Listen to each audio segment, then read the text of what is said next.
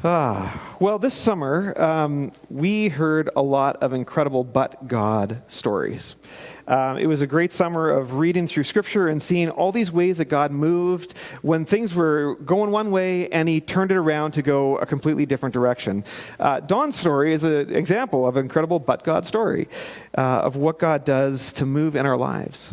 And these kind of stories really can be very formative in our lives when we experience our own but God moments. Remember when I was I was an older teen, so as you know, since I am now 50, that was a few years ago. Anyways, I was a bit of a foolish teenager. I stayed up all night with a couple of friends of mine, and I was driving back home, living in Victoria, driving along Cedar Hill Road, and I was coming up to Cedar Hill Crossroad, and at that place, there's a bit of a curve in the road as you go to the light, and I fell asleep at the wheel. And I fell asleep right at the curve, so as I was going to go across the other lane of traffic, I tagged the bumper of the car in front of me, went across the other lane, and came to a rest in someone's driveway. Now, this is one of my but God moments, because but God, I could have been in a serious accident that could have either seriously injured me or ended my life. But God actually made sure there was a red light at the intersection, so there was no oncoming traffic at that particular moment. So all that happened was I dinged a chrome bumper on a beautiful old car and ended up going across and coming to rest and freaking myself out. But it did cause me to take a sober second look at some of my life choices I was making. These kind of stories in our life, there's so many of them that become formative for the ways that we think about life or the things that we do. And some of those stories are collective stories that we share. Stories that give us a collective sense of identity. When we think about Canadians who served in the world wars and some of the things that happened for them, the great accomplishments in Olympic hockey, and we know where you were when the golden goal was scored. Or even our experience of walking through a global pandemic and sharing a trauma together. All these kind of stories can really form who we are and how we think.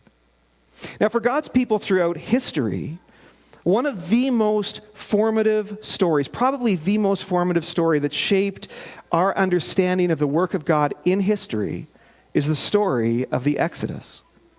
It was a story that informed the nation of Israel's national identity. It's a story that's recounted all through the Old Testament in their poetry and prophecy. It was looked to as a model of rescue when they were in a time of exile in Babylon. And it formed the basis of hope for what would eventually happen when God would send His agent, the Messiah, to come and rescue us from our sin. The events of Exodus have echoed throughout history.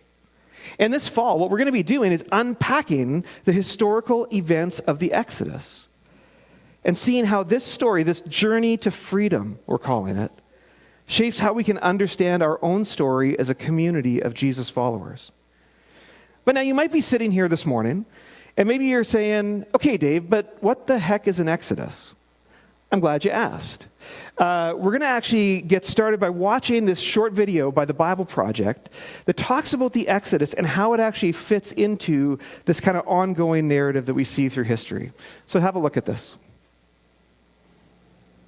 The Exodus. You might know this story. Moses confronts Pharaoh, there's all these plagues, and God rescues the Israelites out of Egypt. Sure, but there's more to it. The way out of slavery is only the first part of a bigger pattern. Next comes the way through the wilderness, and then the way in as they reach the promised land.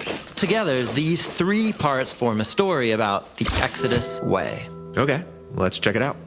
So, first is the way out of slavery. Right, that's the part everyone knows. Pharaoh is a harsh slave master, grinding the Israelites into the dust of death. So, God sends Moses to confront Pharaoh to let the people go.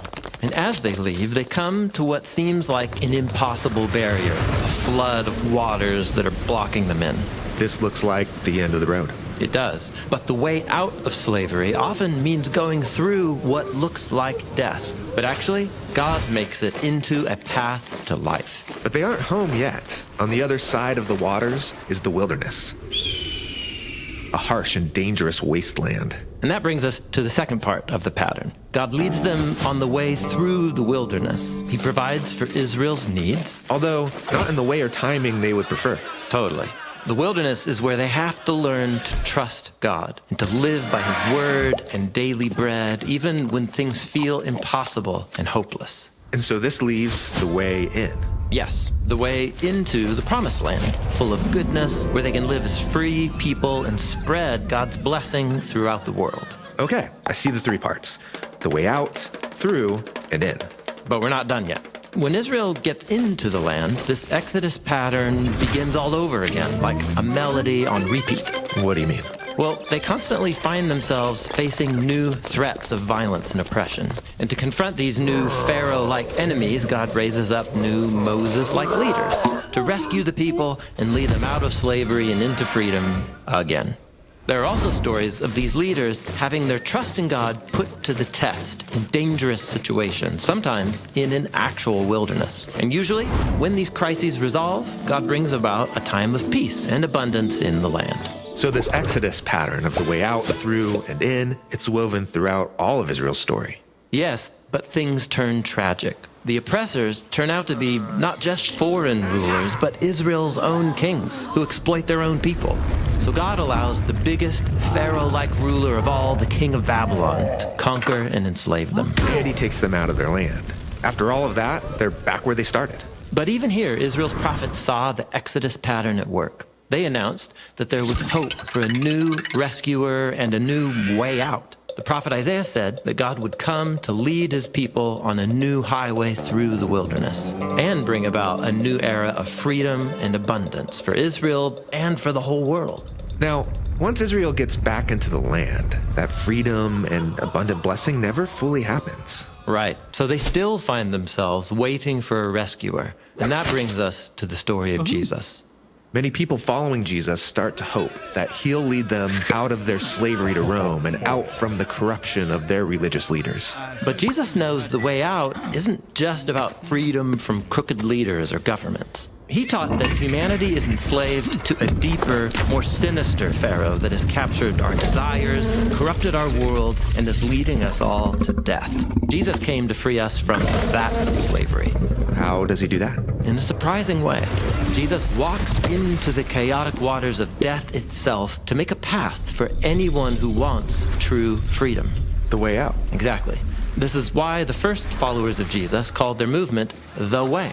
They baptized themselves in the waters as a symbol that they are following Jesus on the way out of slavery to death. Okay, but in the Exodus pattern, after the way out comes the wilderness. And that's where we find ourselves today, journeying through a world that can feel dark and hopeless. But Jesus' followers trust that God will lead them through and provide for their needs and be with them through every test. And the goal of all of this waiting and these tests is the way in, right?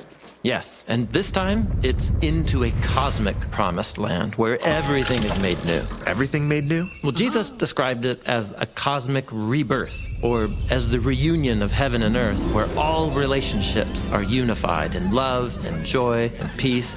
This is the ultimate land of promise. So the Exodus story is about way more than Moses and Israel. Yes, it is also our story. And Jesus himself, he is the way out, the way through, and the way in.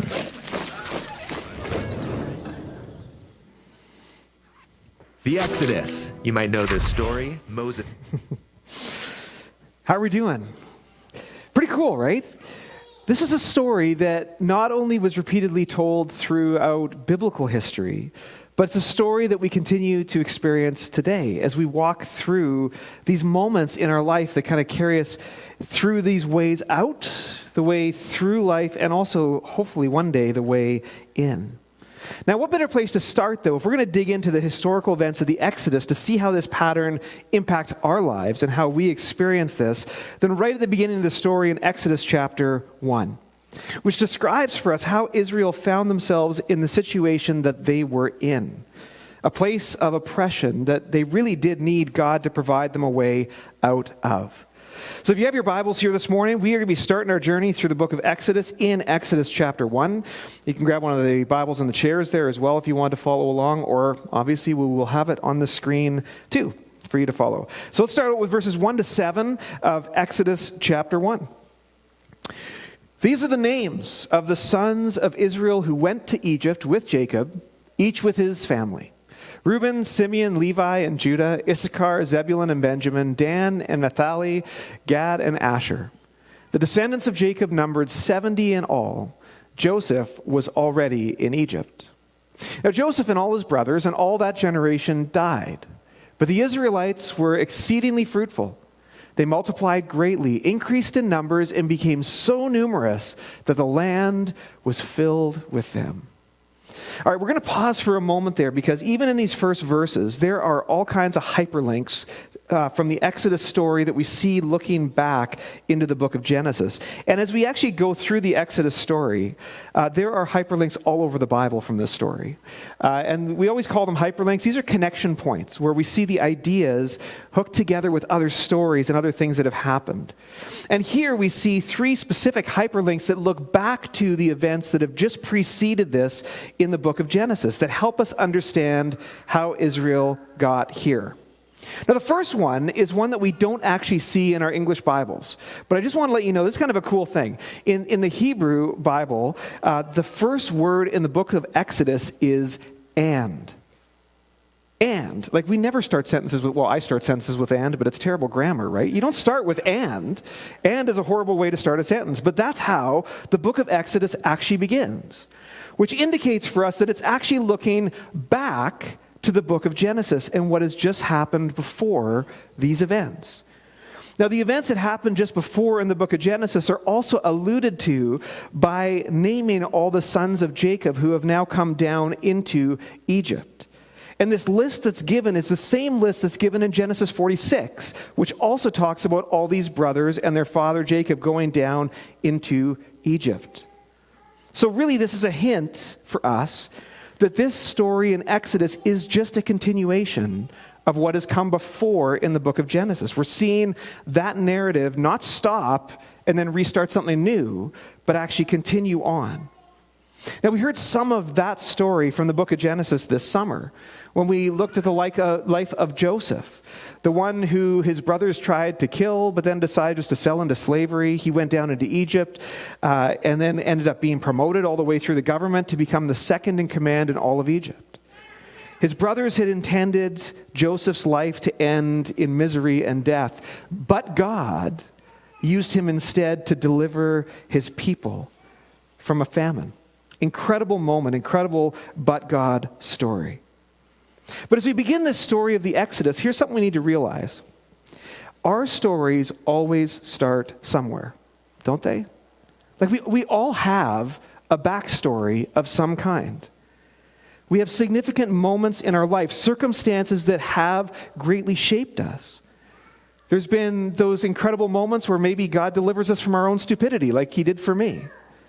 Or maybe traumas that you've experienced, generational traumas or opportunities that have been given to you or your family.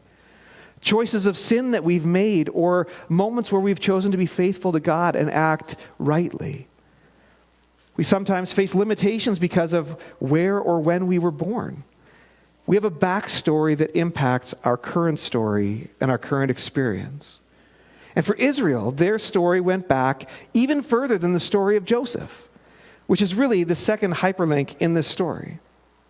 And that is that we see this linking back also to a covenant promise that God made to Abraham. Now, you may ask, where's the hyperlink for this? Well, it's more a hyperlink in Genesis because there was a point in Abram's walk with God when God gave him a dream. This is Genesis chapter 15. God had already entered into a promise relationship with Abraham, saying that he was going to make him into a great nation and that through Abraham, all the nations on the earth would be blessed. And a little later on, he affirmed that promise and gave Abraham a dream that he was going to have this incredibly huge family, but that his family was going to go down into the nation of Egypt and be enslaved there and be down there for 400 years. God was giving a hint that this was coming. And so as we get to Exodus and we see Abraham's family has gone down into Egypt, we have a hyperlink going, oh, this is the moment God was talking about. This is going to be a rough go for them. But God was aware of the trajectory of this story. So even though sometimes our story feels chaotic and all up in the air, God always knows where it's going. All right, that's the second hyperlink. Third hyperlink is about the creation mandate. Now, that's effectively the first command that was ever given to humanity, back in Genesis chapter 1. Genesis 1, I think it's 28, where God says, "Be fruitful and multiply. Fill the earth and subdue it over all the plants and animals of the earth." So the hyperlink for us here in this text is in verse 7, where we see the Israelites were exceedingly fruitful. They multiplied greatly. They increased in numbers. They became so numerous that the land was filled with them. It's like a proliferation of words about proliferation, right? Like you just kind of feel like it's just like bursting at the seams. But you may notice something. That's only part of the command that God gave. He said, "Be fruitful, fill the earth, and subdue it." Something's gone wrong in God's command to humanity. And we're going to read on to find out what that was. Verses 8 to 10. "Then a new king, to whom Joseph meant nothing, came to power in Egypt. 'Look,' he said to his people, 'the Israelites have become far too numerous for us. Come, we must deal shrewdly with them, or they will become even more numerous. And if war breaks out, we'll join our enemies, fight against us, and leave the country.'" Something is broken because things are not the way God designed them to be here. God's design was that humans would be fruitful, multiply, fill the earth, and subdue the earth. With the animals and plant life, being creative with all the resources we have, God's design was not that people would subdue people. That was never part of God's design for humanity. It's not the way it's supposed to be. And yet that's what we see Pharaoh wanting to do with the Israelites. Subdue them to keep them under his control. Now this is something that is a distortion of the way God intended things to work, and we get to still see today the devastating effects of what that looks like. We pray with people here at the church often, giving pastoral care, and we hear unimaginable stories of hurt and abuse that's caused long-term pain and challenges. Deep, deep wounds that need the healing work of Jesus to bring wholeness again. But I think there's a lesson for us in this, that while we live in this world, where sin has come in and been a part of our experience, being part of God's people does not exempt us from feeling the effects of sin in the world. Let me say that again. Being a part of God's people does not exempt us from feeling the effects of sin in the world. Following Jesus does not mean that your life is going to be a cakewalk. I don't know if anyone ever sold you that line, like to try and get you to become a Christian. It was so not true, and you've probably discovered that by now. Following Jesus doesn't make your life a cakewalk. Sometimes it's actually quite the opposite. Sometimes it becomes incredibly difficult. So they were talking about in the video, on this time that we now walk through this wilderness time, we can sometimes still feel incredible pain and hardship. But the good news is that Jesus already made a way out of our sin problem, and that he's leading us on the way through this life with one day a hope for our inheritance, that he'll lead us on the way into God's eternal kingdom. So Pharaoh, though, he's a part of this oppressive power over Israel. He's trying to subdue these people. And what we're going to see in the next verses is the ways that Pharaoh tries to subdue the Israelites. But we'll also see that his plans are overcome by the power of God. And there's actually a literary hint here in the text for you who might be Bible nerds that really helps us see that Pharaoh's plans are not going to work out well. And it's just a simple phrase. When Pharaoh says, "Come, let us deal shrewdly with the Israelites," that's actually sort of another hyperlink back. It's an echo of a similar sentiment that happened back in Genesis chapter 11. When the peoples of the earth gathered together and they said, "Come, let us build a tower to the heavens." They wanted to be like God in Genesis 11. They were rebelling against God's command and wanted to be like him. But what we know from the story in Genesis 11 is that their plans did not work out. God saw what they were doing. He came down, inspected it, and he's like, yeah, I don't think so. And he scattered them to the four corners of the earth and confused their language so they couldn't talk to each other and continue building this tower. So when we hear this, come let us deal shrewdly, it's a literary hint that I don't think this is going to work out so well for Pharaoh. So let's read on to see how that actually plays out. Verse 11. So they put slave masters over them to oppress them with forced labor. And they built Pithom and Ramses as store cities for Pharaoh. But the more they were oppressed, the more they multiplied and spread. So the Egyptians came to dread the Israelites and worked them ruthlessly. They made their lives bitter with harsh labor in brick and mortar and with all kinds of work in the fields. In all their harsh labor, the Egyptians worked them ruthlessly. The king of Egypt said to the Hebrew midwives, whose names were Shiphrah and Puah, when you are helping the Hebrew women during childbirth on the delivery stool, if you see that a baby is a boy, kill him. But if it's a girl, let her live. The midwives, however, feared God and did not do what the king of Egypt had told them to do. They let the boys live. Then the king of Egypt summoned the midwives and asked them, why have you done this? Why have you let the boys live? The midwives answered Pharaoh, Hebrew women are not like Egyptian women. They are vigorous and give birth before the midwives arrive. So God was kind to the midwives, and the people increased and became even more numerous. And because the midwives feared God, he gave them families of their own. Then Pharaoh gave this order to all his people, every Hebrew boy that is born you must throw into the Nile, but let every girl live. Wow. So 3 strategies Pharaoh tries to subdue the Israelites, all of which fail. Strategy number 1, Pharaoh decides to work them harder. Let's just work them ruthlessly. Let's put slave masters over them and work them as hard as we can to build these store cities for Pharaoh. Now, just before we get into the strategy itself, these store cities, they were likely for the funerary cult of Pharaoh. The pharaohs were worshipped as gods in Egypt. And so this pharaoh wanted to put together these store cities to put together all these resources so that after he died, people would still worship him. Now that's a contrast in the book of Exodus to later in the story when Israel instead is going to build the tabernacle for the worship of God. Right now, Pharaoh wants them to build something to perpetuate worship for him. God is going to turn that on its head so that his people will build something to worship Yahweh. Kind of a cool little connection. But back to this whole idea of the forced labor, this oppression that Pharaoh was working the Israelites under. The text told us that the more they were oppressed, the more the Israelites multiplied and spread. Pharaoh was trying to subdue them, trying to keep them so busy they'd have no time to continue to multiply. You're so tired at the end of your day, you're not spending much time for the multiplication part, you know? And it totally didn't work. It completely backfired. And instead, Israel continued just to flourish and spread across the land. So Pharaoh tries a different tactic. Let's kill the boys that are born at birth. Right during delivery, let's make sure they get killed at that moment. So he commands the Israelite midwives to kill all the male babies during delivery.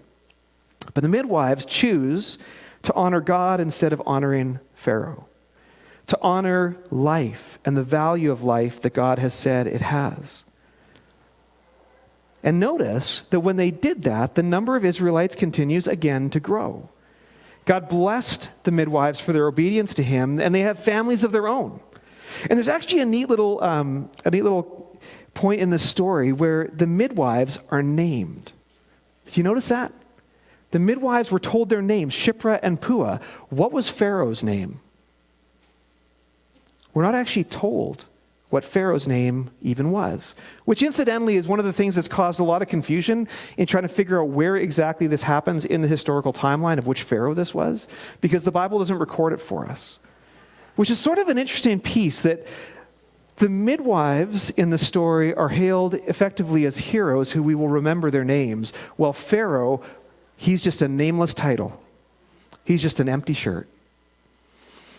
So, the midwives are blessed, and strategy number 2 of Pharaoh, again, fails. And Pharaoh gets outwitted by a couple Hebrew midwives, which is absolutely fantastic. And I love their excuse. Oh, the Hebrew women are vigorous. Yeah, it's just awesome. Anyways, so Pharaoh then, okay, well, if they're going to get born anyways, let's employ strategy 3 and just tell everybody in the land, if you see any Hebrew boy that's been born, make sure you chuck him in the Nile River so that he'll drown. Now, we don't get to see how God's going to bring deliverance in this case until the next chapter, which we're going to look at next week. But what I will say right now is this is also a foreshadowing of what's going to come later in the story for how God will ultimately deliver his people out of Egypt and also destroy Pharaoh and his army, which is going to be through water. Which is an incredible connection again. What Pharaoh intended for evil of God's people, God is going to turn on its head and use for their good and for Pharaoh's destruction. So every one of these strategies that Pharaoh tries, we see God overcoming him and setting the stage to lead his people out of Pharaoh's oppression, on the way out of slavery. Now, it's not to say that things for Israel were easy during this time. Clearly, they were not. They were under incredibly oppressive oppression. They were worked ruthlessly. But there's a good lesson for us here, too. Even during significant hardship that we face, God can be working out something for our good, even if we can't see it fully in the moment. So Exodus 1 really is about setting the stage for us, setting the stage for this Exodus story to unfold that we're going to be looking at through the rest of this fall.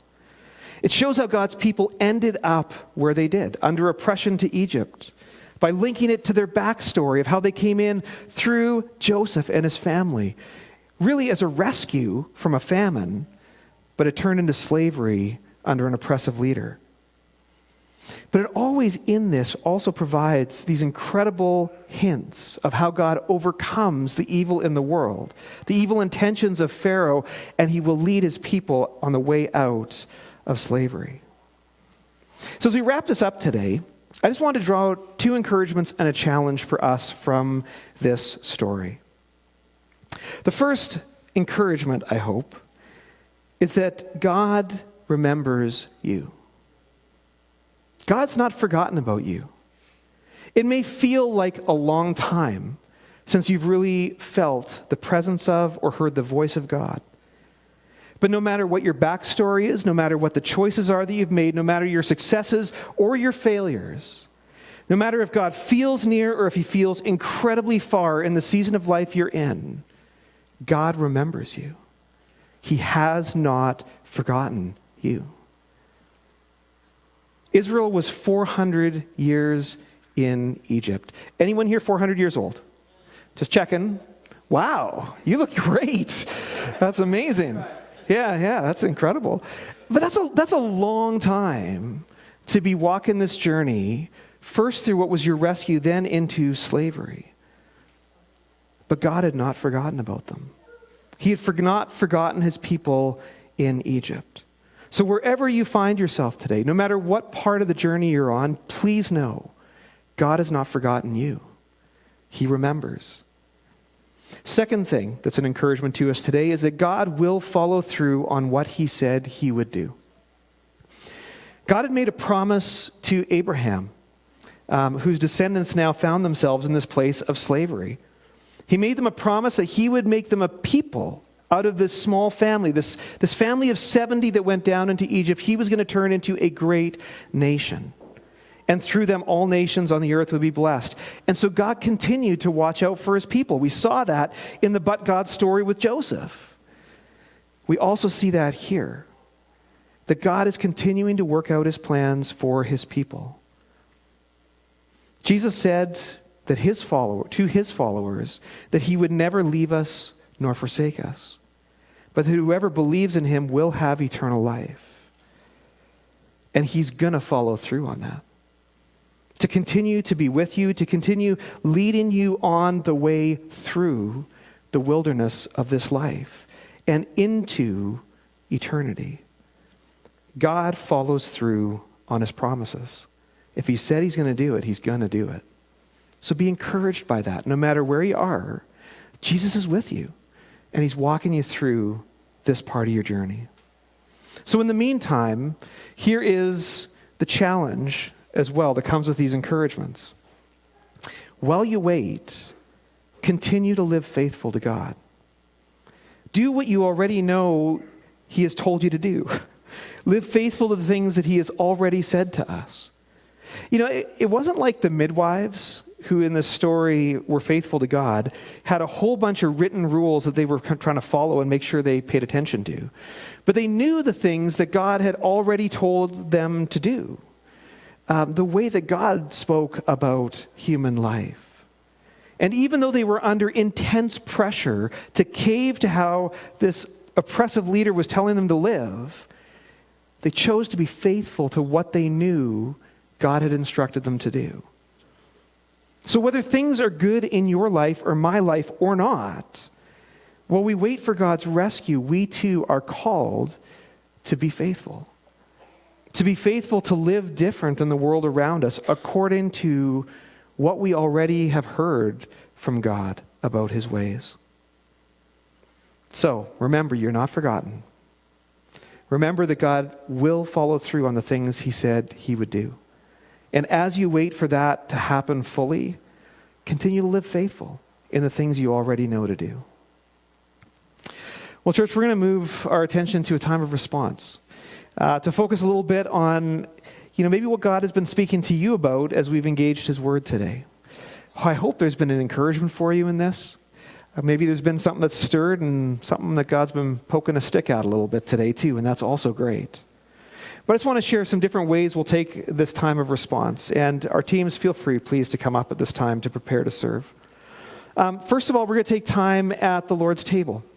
That's set for us with the bread and the juice. The bread that represents Jesus' body that was nailed to the cross to make this way out of slavery to sin. To give us hope for a way into God's eternal kingdom.